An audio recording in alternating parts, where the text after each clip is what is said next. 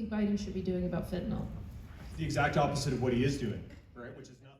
I'm Jonathan Cooper. I'm a national political reporter for the Associated Press based in Phoenix. It's been a busy week out here on the campaign trail in Arizona. We have a lot of very interesting races, starting with the U.S. Senate race, which could determine which party controls the upper chamber of Congress. And the three top statewide offices also have important implications nationally. The races for governor, secretary of state, attorney general, all will play really important roles in certifying the results of the 2024 election. And of course, we remember in 2020, Arizona was the closest state. It was the smallest margin that President Joe Biden got anywhere in the country. President Trump put a lot of pressure on Republican elected officials in Arizona not to certify that result. They went ahead and did it anyway. What specific changes to law or policy do you want to see when it comes to elections?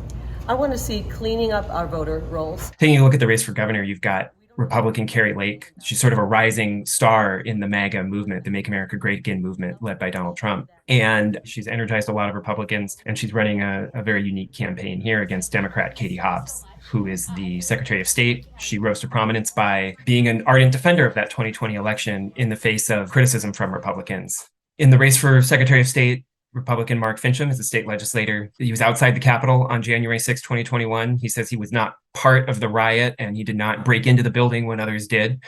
But he was there to, he says, try to get information to Vice President Mike Pence about fraud that he says took place in Arizona in that election. He's running against Adrian Fontes, who was a former election official in Maricopa County, the Democratic candidate in that race, who is running very much on an election platform.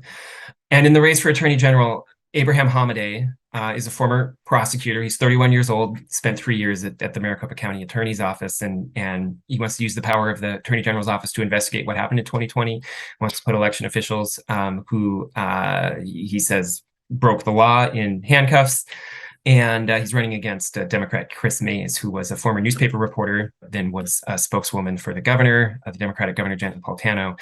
And she's been also a vocal defender of the election. Definitely a race to watch, especially with regard to the ability for any sort of nefarious activity to happen that might change the 2024 election results.